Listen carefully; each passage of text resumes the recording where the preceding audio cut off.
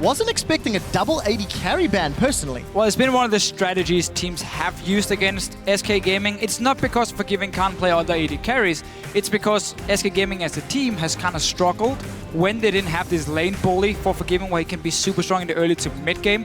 What Unicorns are trying to do here is push him on that Caitlyn, where yes, he's going to have a fantastic early game, but his mid game is going to lack quite a lot of damage, and that's where the Unicorns can try and fight them. Meanwhile, I like the Syndra ban from SK. We just talked about how PowerOfEvil has to be able to play these early game mid laners. That was one of them. That's another one. So Lulu taken as the final ban, removing nRated's champion pool, considering SK banned out Annie as well. Unicorns of Love going to be sticking themselves to the IEM theory of how to beat SK Gaming. Cassiopeia locked in for Fox again to deny PowerOfEvil. All of the junglers in the world are available. All of the top lane tanks are available. And there's a number of options for both of these teams going forward. I mean, we have seen Maokai a few times from Vizicsacsi, but he's also a top laner who likes to pull out new things. The Smite teleport meta has now come to the top lane, and I'm sure he has certain champions prepared for it. Shyvana would be open in that situation. Otherwise, Morgana here for Hylissang, which was such a fantastic pick.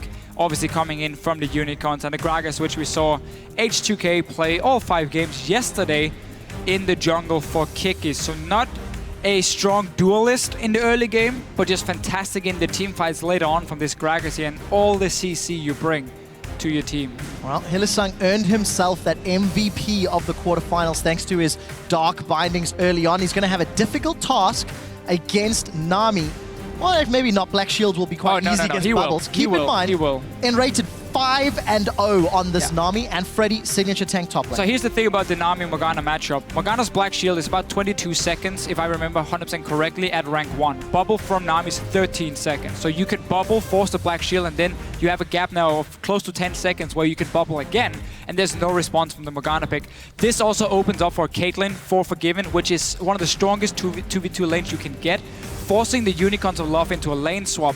And then I have to keep that in mind with the next few picks. You cannot lock in a Poppy and then be forced into a lane swap. So this Sion makes a lot of sense in that case because he's so good in a 1v2 situation. All right, we'll find out if Unicorns lock it in, and they do. Sion top lane Jinx for the AD carry, and leaving themselves the option to counter pick that mid lane.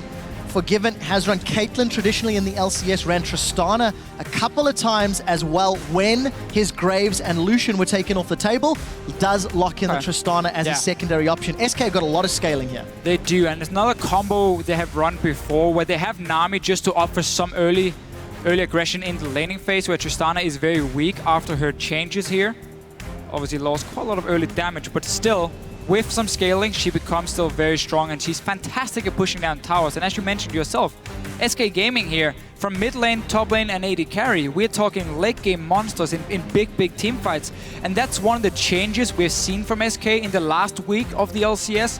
It's no longer just about 1-3-1 split pushing. This is way more team fight focused. They played Katarina in week 9, and they did the same. Yes, they were pushing early on to get that lead. Once they had it, they went in towards the mid lane and started team fighting as a unit around dragons, around buffs in the jungle. They're looking to do the same here once they scale up. So SK Gaming got the team fight. Deficio, off air, we were talking about Kog'Maw in the middle lane. You said you didn't like it because Unicorns did not have a strong laning presence. PowerOfEvil has said to Svenskeren, I dare you to invade my jungle with that mid lane pick. The reason I'm a little bit worried about this pick is because when they played it against Gambit, they fell behind in every single early game.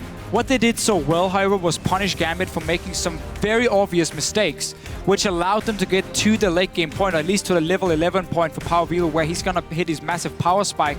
What he's doing is always going tier into Luden's Echo. You hit level 11, you bind Elixir, you get a blue buff, and you just group with him and you just start sieging down.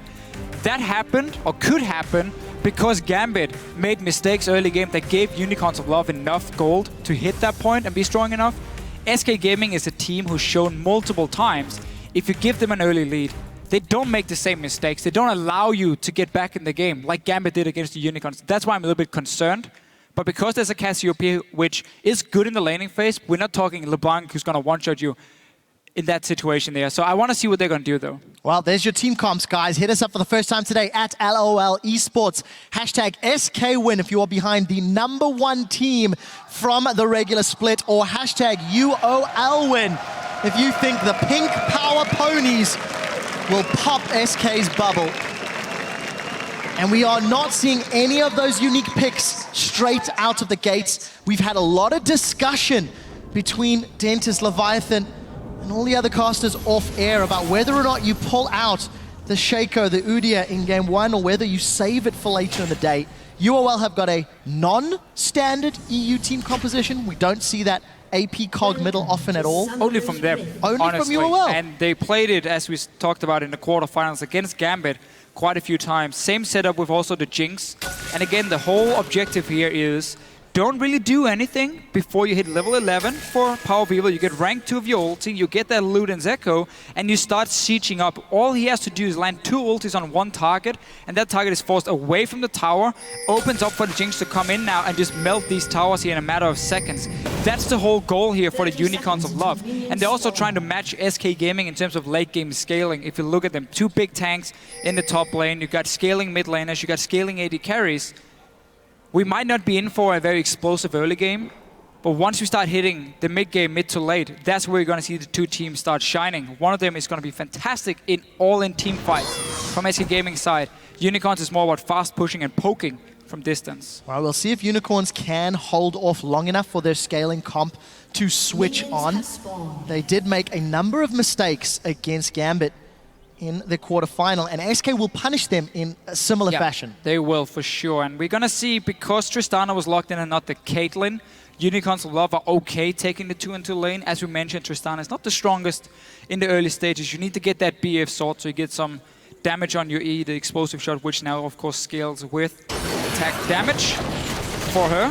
And then, obviously, your goal as a Tristana is not to kill and fight early on. It's to get to the point where you, a bit like a Jinx, can get to a tower and you can take them down so far. So both teams here have 2 AD carries that will melt your objectives if they get the chance. Yeah, and it's also, it plays into SK's style so heavily. If they can get themselves into position to push down towers, it works out well. It's going to be a little difficult against this Morgana Jinx.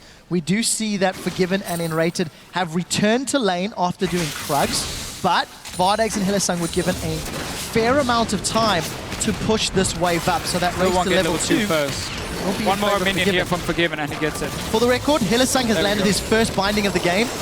If that continues, yeah, that's a good sign for Unicorns. It's the exact same bottom lane they ran so often against Gambit, which honestly fell behind in terms of CS. Vardags was down compared to Pinoy in every single game they played.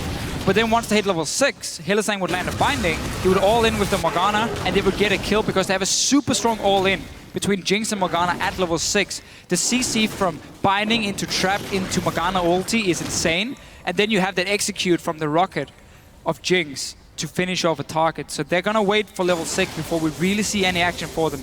Well, first gank here, we're expecting Svenskeren to be very active in the early game. He's not afraid of a Gragas on a Rek'Sai. That's a matchup he's gonna win, so he can look for these early ganks. And it is what we were talking about in that mid lane. You're not scared of a Kog'Maw pre-6. You're not scared of a Kog'Maw when you've got that Cassio. Take a look at Sven. He wants to push his way down to this bottom lane. Flashes are available. We do see the Tremor Sense. Svenskeren's come in. He's knocked up Hylissang, but Hylissang's flashed. Bubble has caught. Rocket jump in from Forgiven. Hylissang and Vardags in full retreat. They're looking for the kill, not going to find it. His explosive charge does pop. Only the flash from Hylissang burned, but a lot of lane control garnered for SK Gaming. And a very classic SK move if you look at the recent weeks for them. Svenskeren doesn't put too much attention on the top lane anymore. Freddy, he can handle himself. Now he's been playing Maokai quite a lot. You don't really want to invest too much into him. Instead, you see Svenskeren around the mid lane and the bottom lane, especially when they have a matchup that can snowball. Tristana and Nami here, if you start getting a lead, you can force these bubbles here. As we talked about how it's shorter, cooler than the Black Shield. So by giving Forgiven a great start, get him to that BF sword, he can start being a bit of a bully. Great bubble, and that Black Shield's not going to help you from the charge. Vardags actually walks almost in range of Hylissang. A lot of damage being traded. Forgiven and nRated stamping authority on this lane with the help of Svenskeren. It has hurt him a tiny bit, but he's yet to back, still sitting on that Hunter's Machete. And this is a very late blue buff pickup, thanks to that early gank presence. That might throw off UOL if they had a ward they were thinking anything. Thank you for that one. Time. Again, you're not looking to invade PowerOfEvil. He's going to need a lot more levels before you really want to start fighting around it. And again, you have Gragas into a Rek'Sai. So Unicorns of Love will have the timer We have to see if they want to use it for potentially a dragon. What you can do is when the second blue buff spawns in the game, you know the mid lane and jungle is going for it, then you instantly rush towards a dragon when they're stuck on the opposite side of the map. But that's all in the future, and again, the unicorns not really looking to do a whole lot. The first few levels, you gotta get level 6 in your bottom lane, and you need a level 11 in your mid lane before we really start seeing some plays from them. Well, we'll see if they can make their way there safely. PowerOfEvil farming up, already back to pick up that relatively early tier. Fox still farming away that middle lane. Not pushing quite as heavily as maybe he could have, as he has decided to just back. You see Freddy jumping in on Chachi as Hylissang lands another Dark Binding. Needs a zap for his troubles, Ignite burning away. And Vardags is going to take a pop from that satchel charge. Good trade for Unicorns of Love in this bottom lane, but nRated's got a full mana bot and will slowly be able to heal Forgiven back up. And also with that early gank here, we see a difference in items from the 280 carries. Pickaxe for Forgiven, he got to push in the wave, had a CS lead as well, while Vardags was forced back and only got double Thorn. Svenskeren now is in the top lane trying to force a flash. And I think he's going to get it. Vizicsacsi, low mana, actually just walks straight out. Take a look at the river, though. You've got Gragas and Kog'Maw coming up. That's level 6 with Living Artillery. We do see an instant flash away from Svenskeren as Vizicsacsi's now joining the fight. Freddy does have access to that Maelstrom, is going to pop it down. Forced a flash in reply. And all of a sudden, PowerOfEvil burns Ghost for 2 flashes from SK. Let's just talk about what happened here, because Svenskeren decided to gank the top lane while his own mid laner was back in base, getting that tier here. PowerOfEvil went back earlier, so once he returned to lane, there was nobody there to help or to do anything against him. So he pushed out the wave and started roaming when he saw the gank, and there was no response from SK in that case. Oh, Binding Another connects. binding. It's going to follow into the Flame Chompers, and we do see Forgiven actually hopping forward. Ignite is burning away on Vardags as he's forced to flash and heal away. And this is just an action-packed bottom lane that Forgiven and nRated have maintained control since that first game. I remember every single time they trade, Nami has a heal, Morgana does not. So the sustain is in favor of SK Gaming whenever they trade. There's no mana on him now. He's going to have to wait a little bit before he can throw out another one. But you see how every time they trade, Forgiven gets back some HP, can go in for another one. I like the other move from Unicorns before. Timing the back of SK Gaming's players. He's saying, okay, there's no mid lane at the moment. We can roam and counter gank up here. And obviously Svenskeren shouldn't have gone for the gank in the first place if he knew there was no response from his own mid laner. Well, we got to give some praise to Unicorns. There was so much pressure on their shoulders to survive through the laning phase. It's still early days, only 8 minutes on the clock, but they're keeping relevant in CS. They've responded to Svenskeren's ganks despite the weaker lanes, but they need to keep this up, and it's a difficult scenario. Also just, honestly, slower scaling champions from SK than what we normally see. It's normally assassins in the mid lane, it's a lane bully in the bottom lane. And that's where you can't pick that slow scaling come from Unicorns of Love, but because they saw what SK Gaming were picking here, they could still go for their tried and tested style themselves. Didn't have to worry too much about SK just rolling over them in the laning phase. As you can see, it's been a bit of a farm phase. Only in the bottom lane is a big difference. And that's also due to the gank from Svenskeren, but also Nami being a fantastic laner. Well, Forgiven manages to just hop away from that Dark Binding from Hylissang, as we do see Kikis making his way towards this bottom lane. It looks like he's going to come in for a gank. His body slammed over. That's a flash barrel. Forgiven is going to flash away from that Dark Binding. Continues to get chased down. Less than 100 HP as Hylissang and Kikis will look for that last hit. Hylissang doesn't even go for the kill. Lets Kikis secure it. First blood to the Unicorns. Very clear that Forgiven wasn't ready for that one. Vizicsacsi ran into a crab, I think. Oh, and the Dark Binding connects onto nRated. We do see the Super Mega Death Rocket into the giant smiley face. Kikis is looking for another one. Decides to back away. And look at that. Vizicsacsi, the unstoppable onslaught. I'm pretty confident he hit that Scuttle Crab.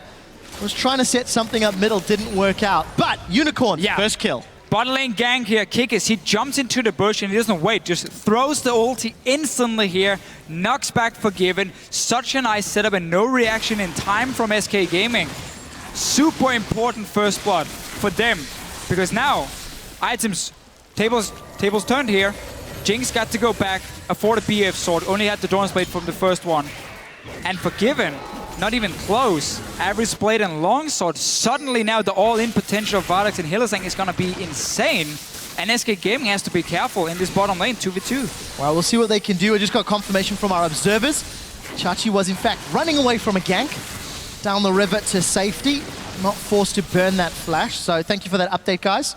Take a quick second to look at the itemization. Kikis working his way towards the Cinder Hulk, of course. Tia still stacking for PowerOfEvil. You touched on the BF sword and the impact that Vardags will have against Forgiven, but look at the damage onto this tower. Forgiven gonna back away, satchel charge chunks it down, and truthfully, Hylissang and Vardags have been defending their objective for the entire 10 minutes. There's no summoners now in the bottom lane for SK Gaming. Kikis should return down here. You know Hylissang has such a high success rate on his bindings here. Aim to land one and then just all in with the jungler as well. Get that kill, go straight to the dragon, and suddenly you secure an early objective. SK Gaming knows this can happen, and they're trying to react before anything goes on here. So Freddy has walked all the way down from the top lane.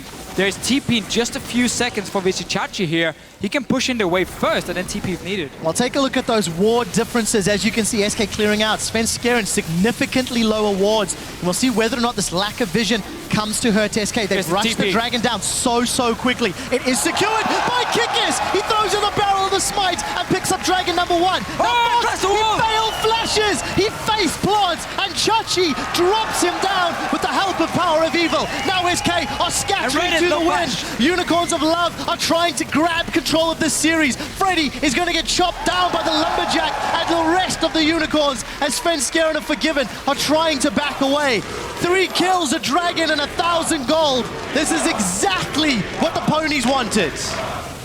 Couldn't wish for a better start. Vizicsacsi here, not really feeling too much in trouble. Gets to back away as well. So the Unicorns kills dragon as well for Kikis here. That was a dragon started by SK. Freddy walked all the way from the top lane down just to take that dragon here and back away before Unicorns could pull off any ganks that could then lead to a potential objective after. Completely backfired. Kills for Vardags, kills for PowerOfEvil. That's the important one here. Wait for that Luden's Echo. Wait for his rank 2 ulti. And then you're going to see Unicorn start grouping and really be annoying. So let's see it again. Ulti in. And he gets it for himself. Sadly for SK, some missed flashes as well. Heartbreaking. And then you get a Sion ulti in your face. Well, you're not going to miss when you throw it down from that close. Still a lot of damage onto Unicorns, you can't deny that. Had the engage been slightly less favorable, maybe it could have been different, but all praise to Unicorns. They responded, they rushed into the dragon, and that teleport 1 second later, you never know, you never know. Well, good reaction time at least. That's what we got to give them. Not really any reason to figure what could have happened. We saw here from the Unicorns exactly what happened, and it was good for them. Good reaction. Chachi on this Sion. I mean, Sion into Maokai. It's not the most exciting lane in the world. Well, a lot of faith in favor of the Unicorns of Love. A little bit of a lane gank. That was a flash away from Freddy. Scared of the barrel. Summoner spell blown. But Unicorns, definitely their play style is pulling so many fans. And you know, one thing we're going to touch on, SK Gaming during the regular split went 15-3. The only teams they lost to was Fnatic in the finals, H2K in the semi-final, who dropped to Fnatic, and the Unicorns. And as it stands, Unicorns have put up a very strong fight against a slightly different flavor of SK. We're not seeing the same. That's safe to say. Yeah. Safe to say from SK. It's not the same lane bully style we have seen before from them. But and it's not a massive lead either. This is only game 1 for them, and it is also a chance for SK to see if they can pull off one of these compositions here. Kikis, he's ready to steal more things away from Svenskeren. Might even try and look for a fight. Well, Dark Binding does not connect. Svenskeren still trying to sniff around. As we see first item completed here for PowerOfEvil after the tier. Luden's Echo. Fox has also had that Archangel Staff stacking up for a little while. 450 mana. Wait for level 11. 400 for PowerOfEvil. He has just hit power level 11 there, Deficio. And let's see how Unicorns decide to play this. Unicorns have not put any pressure on SK's towers. They've been content to sit back and farm. But you have to feel with the way the game is playing, they might be feeling more confident to make aggressive plays. Well, the thing is, now that they've managed to get back in the bottom lane, they don't necessarily have to go for a group in the mid lane because they can contest 2v2, and they know if Binding connects, they can get a kill in this bottom lane as well. So that can stop them from at least grouping. Had they still been losing the lane, they would already grouped in the mid lane by now and start pushing down a tower for themselves. And this build from PowerOfEvil, it's very risky because it relies on you using your mid-game spike now with this rank 2 ult with the Luden's Echo. It delays everything else in terms of the late game where, in terms of items you need, you're not going to get, let's say, an Athene, so you're not going to have that extra mana regen. So you need to connect your ultis, otherwise you're just simply going to run out of mana and not do anything. So the spike mid-game with Luden's Echo Rush is super important to use. Otherwise you fall off compared to, let's say, Tia into Athenes, into Seraphim's Brace, and so on. Well, let's find out how this jungle interaction goes. Kikis and Svenskeren trading damage is relatively even thus far, but Kikis was forced to use that explosive charge, pop down the barrel, and actually is able to just waddle his way out. So he does get out safely, but blue buff will be secured. Kikis had actually been sniffing around for a little while on that objective. Equally as important on Fox's Cassio. However, of course, Cassio is going to get that extra cooldown spam. Like this ward here, you can TP to it if you manage to connect the binding from Chachi. There's like one on nRated. There's the TP. Here comes Vizicsacsi. nRated throws down the tidal wave, but it's not going to be enough. No support yet from Vizicsacsi. This turns it into a 3-on-2. Freddy is in the back line, but here comes Svenskeren. No available support from the rest of the Unicorns. 3-on-3 as they trade kills back and forth. The fadeaway rocket secures a kill as now Chachi and Vardags are trying to chop down Svenskeren and Freddy. It ends up being a 1-for-2 trade, and Freddy's still sticking around.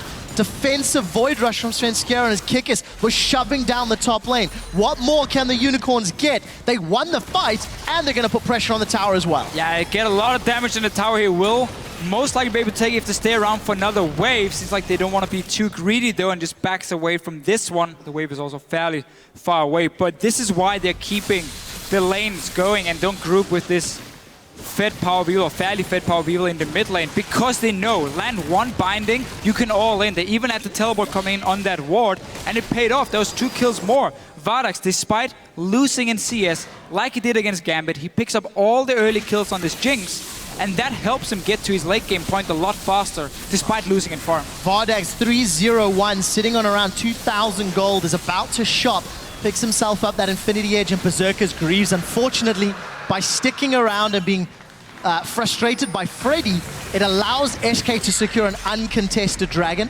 You could see that Vardags and Vizicsacsi were trying to back. They didn't get their opportunity, and Svenskeren instantly kills that ward. So here's a replay of the fight. Notice the TP timing. As soon as the binding has been thrown by Hylissang, he communicates to Vizicsacsi saying, I'm gonna land it, TP now. So it comes in even before it connects, and that's 100% kill even without the TP. But then you stay around for the fight. They respect the fact that Freddy can teleport down as well. Meanwhile, look down at your Pip. That's the grouping we talk about, how you get to that tower here. You land a bit of poke, and then the Jinx is just gonna melt the tower on her Unforgiven. Also going down in the very end. Nice little ulti from Vardags. Really well played from Vardags indeed. Firing off that death rocket after being hit by the Buster Shot, no less. Quite a dramatic effect. So Unicorns, they get themselves their first tower of the game. SK also secured that bottom turret thanks to all of the build-up for the first 10 minutes. Don't forget that. And we return ourselves to this lane setup, even on CS, relatively even on items. However, Forgiven has had that Avarice Blade for a little while longer. Earned himself around 350 bonus gold. It's going to accelerate him to that second item spike. And let's see how Unicorns decide to play out these lanes if they want to keep evening or trading towers. We saw the focus on outer turrets from the Unicorns beforehand. By them staying and pushing the wave into the tower and getting at least 50% on it, yes, they gave up the dragon, but they don't care about that one now because it's 1-to-1 anyway. They care about getting down these outer turrets so they can start sieging on the tier 2 ones. It's a lot easier to ward your flanks the further you get into the enemy territory, because then you just ward the entrance to the jungle instead of the entire river being warded up at the tier 1. So let's say you're grouping on the mid lane. So for them here, the value in getting an outer turret was higher than taking a dragon, and that's why they stayed after getting those kills beforehand, and now they got their bottom lane outer turret. PowerOfEvil still looking insanely strong with the Luden's Echo. If I know him correctly, he's going to aim for Death Cap and a Void Staff as the next few items, and all he's trying to do is simply buff up the damage of the Luden's Echo, and every time he connects on ulti, he's going to take 30% of your HP. If you connect on the second one, you're forced back to base, and you cannot defend your own tower, and that's what he's aiming to do, simply by buffing up the Luden's Echo damage as much as possible. Which is different because he doesn't actually have the best AP scaling, so you don't need a death cap. It's just simply for as much damage on this one item. Well, it has worked thus far. We've just broken the 20-minute mark in the first game of this series. And Unicorns, they're up in every metric except towers. More gold, except dragons rather. One extra tower. They're ahead in CS. Overall, and doing a very good job. We touched on how important it was going to be for Unicorns to show that with a standard comp, they could match SK's Ready laning. needs to be careful here. It's very obvious the Unicorns will go for that top lane now, with the last outer turret. And nRated was on the bottom side. Not sure what he was aiming to do there, but it does mean he's very late for this, and the Unicorns can go 5 versus 1. Well, it looks like the focus is the tower for until that Dark Binding hits. The Mega Death Rocket comes out. The PowerOfEvil secures the kill. Svenskeren, you've gone in without any help. That's a double kill to PowerOfEvil. The bubble falls short because of the Petrifying Gaze. And Sven, you were on the wrong side of that team fight. SK Gaming is reacting very poorly here to what's going to happen next. And nRated showing himself on the bottom lane, at least walking down there, not even being close to the top side of the map. A wave had already been built up, and it was the last outer turret. You know the Unicorns want a group right now. You know they want to push down your towers. Try and read the minion waves and get up there in time, or leave it. Don't have Freddy stay on the tower on his own. There was nothing he could do. He has to back away, or you need to have 5 guys there ready to try and defend it if you want him to stay at least, and they were not. They were split out on the map from SK. Unicorns of Love are doing everything correct at the moment, and they're getting all the towers down. And just like that, the lead grows to 5,000 gold at 21 minutes and a 3-tower advantage. Unicorns of Love punishing Freddy for a trademark greedy style of play. How many times this split have we said Freddy shouldn't really be there, Freddy shouldn't really be in lane or pushing that, or defending that tower? It's something that has cost Freddy in the past, but has not always resulted in game losses. Let's also keep that in mind. But admittedly, 5k cold down and a completed Leandri's Torment from PowerOfEvil. Okay. If there was any more indication that you wanted to poke high health targets and secure safe objectives, that item screams it. It's pretty good if you build a Rylai's as well, because then the slow will give you the double damage on the Leandri's proc, which is very effective. Now you're going to have to rely on them either walking in your E, or you need to have a slow connect from maybe Kikis here if you wanted to get the double damage. So we're going to have to see if he goes for Rylai's later on here for PowerOfEvil. Otherwise, it's not going to be the most effective one. If you also consider the fact that only Freddy is going to get an insane amount of HP. It is still, as you said yourself, this is purely, first of all, it's Snowball with the magic penetration, and then it's just poking out targets. You don't need to kill them. You just need to force them back to base so you can take an objective. And something else you got to remember, as long as Hylissang continues to play like a sniper, it makes PowerOfEvil's ultimate so much easier to land. Take a look at this. Aggressive play into Svenskeren. The charge goes backwards. Sven forced to tunnel to safety. The Death Rocket gets interrupted as Fox throws down the Petrifying Gaze. Now Unicorns are split. This could be bad for them. Kikis is zoning away 3 members of SK in the background. Hylissang has gone down. Boom! Here comes Chachi. He curves the bullet, spins around a corner, and is now taking up 3. Pops the shield to pop Svenskeren. Here comes PowerOfEvil. He's low on mana, but blue buff is ticking away. Vizicsacsi roars of the Slayer, and he's going to slam down the decimating smash. Not quickly enough as PowerOfEvil secures the kill. It is a 3 for 2, but a slightly risky fight from the Unicorns of Love. A little bit being caught in the jungle. I think it's safe to say SK Gaming were ready for that one. For giving Gun himself a kill. Will try and take a tower as he knows the Unicorns are going to go for this dragon here. At least try and trade it. Oh, nRated. He's in problems. I think yeah. Well, if Kog'Maw was going to eat anybody, he's going to eat the walking sushi. Now he's setting sights on Forgiven. That's a big hit, but watch the mana pool. Misses the second shot, and Forgiven's going to get away. I thought PowerOfEvil could have landed a few more shots. But here's a replay of that team fight. Yeah, so let's see it again. It is the Unicorns of Love. They're looking to fight here. Vizicsacsi at the moment is pretty far away from the rest of the team, so they try and go for a pick on Sven. There's a nice ulti from the Cassiopeia onto Vardags. That's the important one. PowerOfEvil joining now, hasn't managed to land a lot of poke before the fight even started. And now Unicorns are split up. The tanks are not there at first. Vizicsacsi is coming now. And Kikis is down here on the bottom side, holding off 3 guys. So there's nobody to stop Forgiven. But this is such a good ulti from Vizicsacsi. The guy got a double kill against Gambit as well. This guy on Sion. This guy on Sion. Made you make some noises I've never heard before, Deficio. Super awesome to watch. And we just see the damage from PowerOfEvil. I mean, when you rush this Luden's Echo, it gives you so much burst. He's making Just that also first makes count. you extremely squishy if you do get caught out. Well, luckily for Unicorns, he's not been caught yet. 6-0-1. Vardags on Jinx, 3-0-5. Phantom Dancer completed. Tanks are getting tankier and DPS is getting more DPS here. As Unicorns of Love maintain that 5,000 gold lead. The inner turret is available and the minion wave is about to conga line down. TP is available for both top laners. You can see Freddy is starting to back, but this tower is not going to be long for this world. Vardags is melting it, and SK have opted to forgo. And if we look at SK Gaming here, how are they going to start a fight against such a long-range poke machine that PowerOfEvil is at the moment? They only have either flash engage from a Maokai, but oh, wait, there's a black shield. That's going to stop that engage from happening. Then you're going to need some TP in behind and maybe a flash in from the Cassiopeia to break a potential black shield and get an engage. Otherwise, there's no way for you to start a fight. And SK banned Annie, not Morgana, against Hylissang. And now this Morgana is stopping you from ever getting to PowerOfEvil and Vardags in the back line. Look at the damage. It's just poking away. PowerOfEvil is hitting 2 out of every 3 of those living artilleries. Forgiven was low. Freddy ate a binding. nRated took some poke, but they did not get the inhibitor turret. Unicorns need to push out their side lanes and maybe set their sights on the bottom inner, as it's the last one remaining before knocking on those inhibitor steps. One more level for PowerOfEvil, and he reaches the final form of I'm gonna be annoying and spit you in the face. Implying that it hasn't been already? Well, even more. Even more, okay. And you cannot engage because your only form is a Maokai jumping in onto a black shield, which is never gonna work.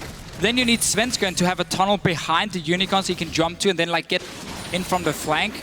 That could maybe be a way for SK, but they gotta find a way of getting both Svenskeren and Freddy in at the same time on 2 different targets. Let's see what happens here. Vizicsacsi's down. This is not going to end well. Chachi's in between 5. He will get taken out, but here comes a passive of Sion. PowerOfEvil hammering away with the artillery from the backline. They're going to trade top laners shortly. The Death Rocket secures the kill. Chachi for Freddy. What is more valuable? Kikis is about to get access to that cast. He's not going to get in range to use it, though. And SK, they stall the game for a little while longer at the cost of Freddy's life. Kikis will start off this Baron. Let's see what sort of engage there is. Tidal Wave was used from nRated. That's a very big tool, and Forgiven is not with his team. Hylissang waiting on the crab. He connects with the binding. The artilleries are out, and PowerOfEvil gets one more. Fox gets pinned against the wall, holding onto that petrifying gaze. He flashes forward. Hylissang looks away, doesn't get caught, but he will get dropped by the poison. Here comes Forgiven. Forgiven's got Vardags, and PowerOfEvil is in full retreat with low mana. SK Gaming have turned this fight on its head, and it's been long enough for Vizicsacsi to respawn and to teleport in. At the end of the day, 2 members of Unicorn still down, and SK are now considering the Baron.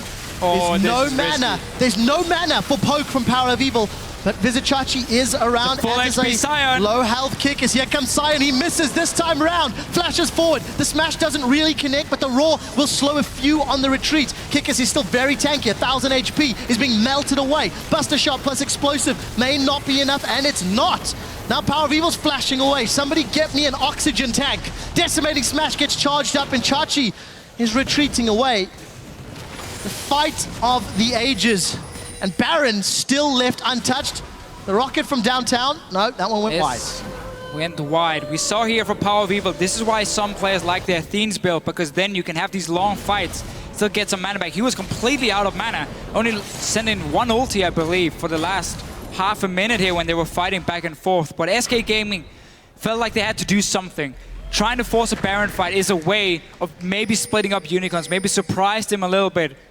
Ended up, we can say it backfired, but then again it would have been the same if Unicorns had grouped on a tower, which is what they want to do. Unicorns don't need to start a Baron here. Go 5, go down to a tower, play that game. You don't need to risk putting your carries in a Baron pit where SK can get to them. I, for one, think that was quite a smart play from SK, despite the fact that it was sloppy and drawn out. Baron was not taken by either team. The inner turret in the bottom lane is still standing.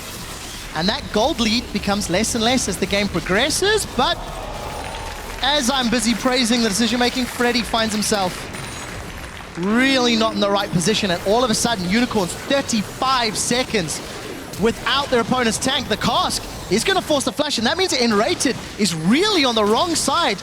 Living Artillery's being spammed. He's dodged a few. He can't dodge the last. 2 members down. And all of a sudden, Unicorns of Love are knocking on the door. SK Gaming are forced to let them in.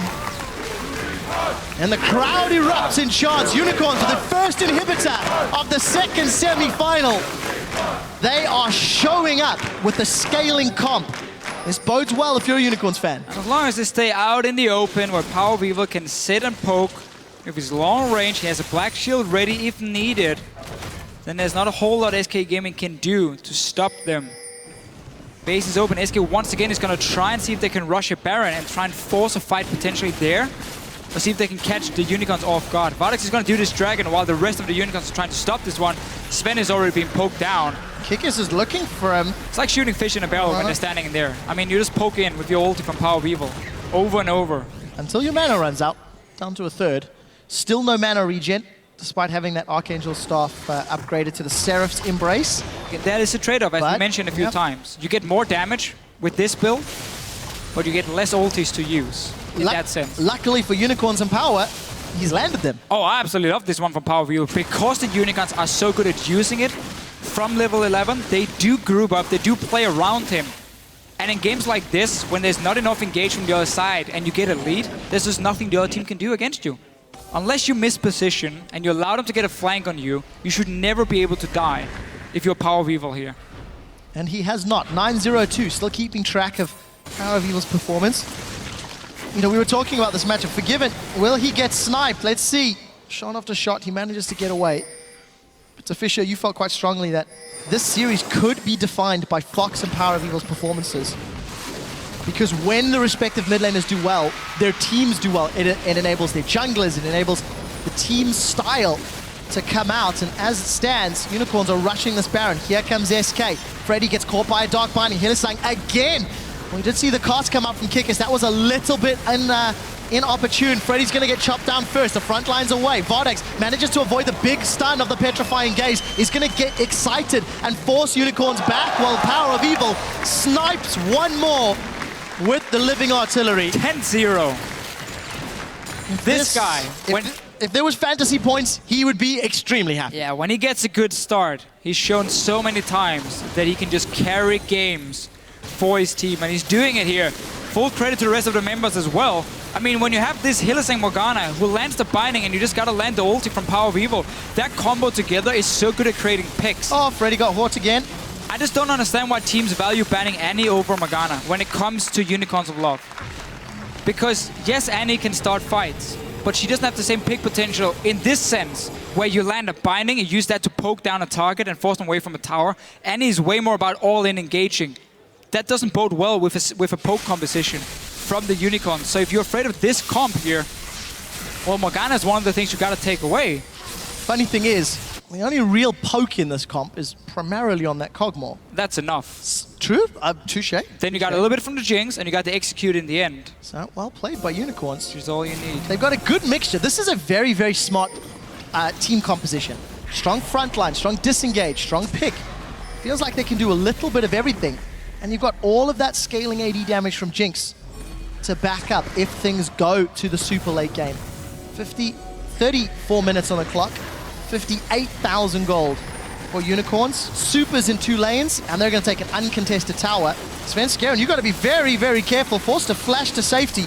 Here comes the rest of the team. Fox is actually going to flash away. Chachi flashed for that one too. We do see Freddy doing battle with top laners in the back line. Let's see what Vardags can do. Where is his focus? Not on the tower yet. We do see a super mega Deathlocker dropping 2 members of SK super low. And that's going to allow the Unicorns to step themselves up. Fox is down. Hylissang did it again. Vardags and PowerOfEvil closing this one out. They're going to take the 3rd inhibitor, and they will continue the siege without the damage from Fox. There's not much chance. Forgiven's caught out. We do see the tidal wave being thrown to split up the Unicorns, and Svenskeren's in the middle of the fight, but he's doing nothing. We do see in the back line, Vardags gets excited, gets a 2nd, looking for a 3rd, is going to get the 3rd before being dropped by the explosive charge. Ladies and gentlemen, the audience is chanting. And they've done it. Game 1 in the best of 5 goes to the ponies. Yeah, and just to make sure everyone understands here, We're not saying that Annie is bad for Hylissang. It's still a fantastic pick. We're not saying you can't use Annie in a pick composition. But in this type here, where it's about long-range snipes, the Morgana is just so important for Unicorns. Also, to prevent the engage. Because that Black Shield, when you're against the Maokai, that stops everything he can do to get onto your carries. He can only target one champion. It's a magic spell as well. When the Maokai goes in, and everything gets blocked by this Morgana. Very big smiles from the Unicorns of Love, but Sheepy's face there is the most serious that I have seen all split long. He's out for blood, and that was a fantastic game. The one thing I want to highlight very quickly, something we haven't discussed just yet, Unicorns of Love will be playing Red Side in 4 of the 5 games. Yeah. They chose Red Side on matches 2 and matches 4, which was their choice. SK put them on Red Side on games 1 and 5. The reason I highlight that, Kog'Maw was last pick. Kog'Maw was the final champion locked in from the Unicorns of Love, and it carried 11-0-7. And to make it worse, if that gets banned away, you don't know what new picks the Unicorns have prepared, which the thing often about these new picks does not matter. It's because there's either a lot of counters to it and you can only pick it into like specific comps. Now they get to see everything from SK and can decide, can we use it here or not?